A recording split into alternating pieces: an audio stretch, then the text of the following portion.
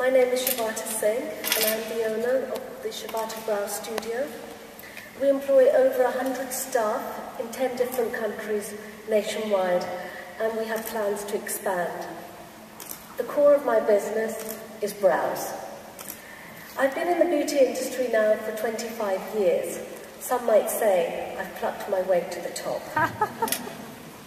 I'd like you to think back 10 years ago, how the brow industry simply didn't exist.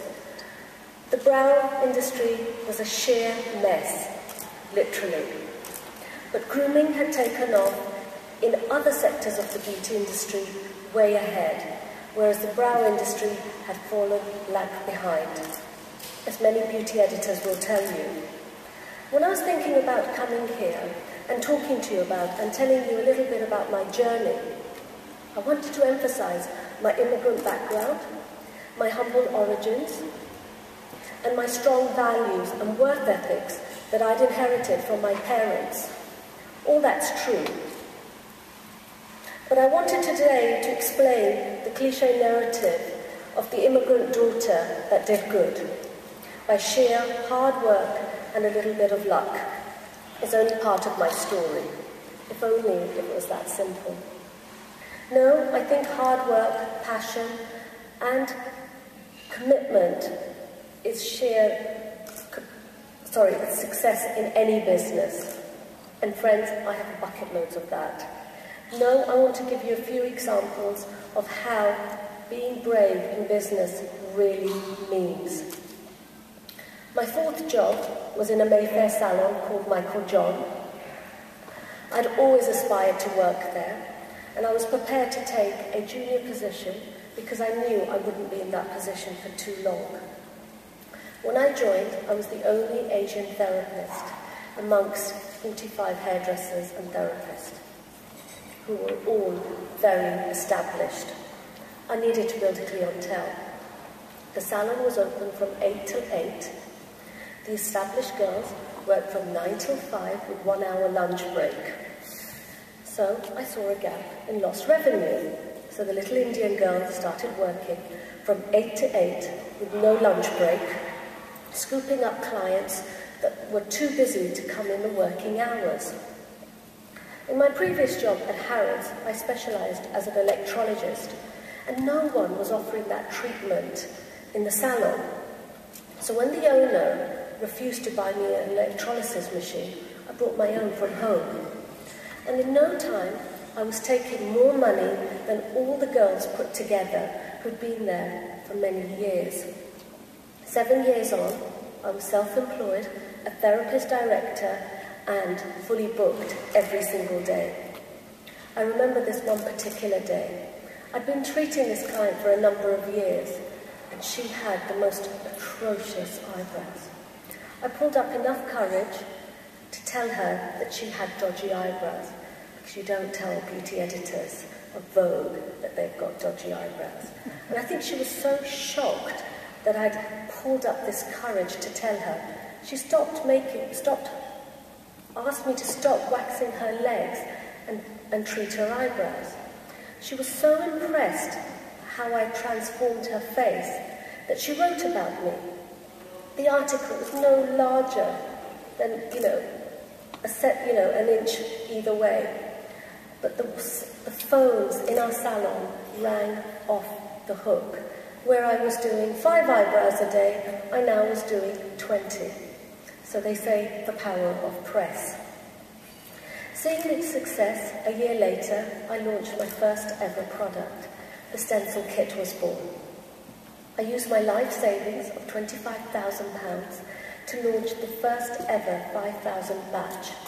I think my biggest challenge there was to find a factory who would only manufacture 5,000 pencils and not 25,000 where the most were doing.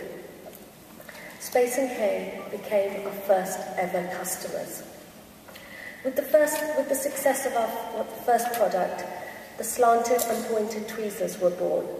Now these were no ordinary tweezers. These were Swiss-made, hand-finished. And as the products were doing well, we were in the press winning awards. I remember a day a client came to see me. She was getting married and wanted me to do her eyebrows for her big day. During our small talk during the treatment, she told me that she was a beauty buyer of Marks and Spencer's. There, my mind started working overtime. By the end of the treatment, I had convinced her she needed to produce an eyebrow kit with my help. A year later, the Shavata Brow Kit for Marks and Spencer's was launched. It was the fastest selling beauty product of that year. So, the moral of the story is, never let an opportunity go. With the help of my PR company, I sent my products to QVC, and I remember them calling me on a Sunday afternoon, which is not the norm, so excited with the product, and saying that they wanted to launch it. And on our first ever airing, we sold out on all 3 of our ranges, which was, achievement for me. And 10 years on, QVC is still our largest customer. I was approached by Harrods to come and meet them. I was shown an area where discarded trolleys were parked. This was where they wanted me to open my very own eyebrow studio. It had never been done before. When I told my mum of my plans, I remember clearly her saying, "But you'll never make money on just doing eyebrows." As I'd never employed before, I found it very difficult to find staff who would have the same passion for brows that I did. The first 6 months, I worked 6 days a week, unable to leave the studio unattended due to my contract. And with a 1-year-old at home, I think those were the most difficult parts of my career. Finding staff was challenging. No one wanted to work for a new company with a new concept. And actually, not very many therapists wanted to specialize in just doing eyebrows. As I was a therapist and not a businesswoman, I made all my mistakes in Harrods and learned from them. 9 years later, when we left Harrods earlier this year, we have 20 brow studios nationwide. We have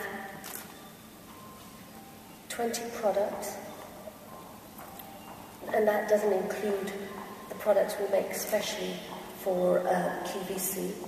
We were the highest grossing department within Urban Retreat at Harrods, so we totally left on very much a high.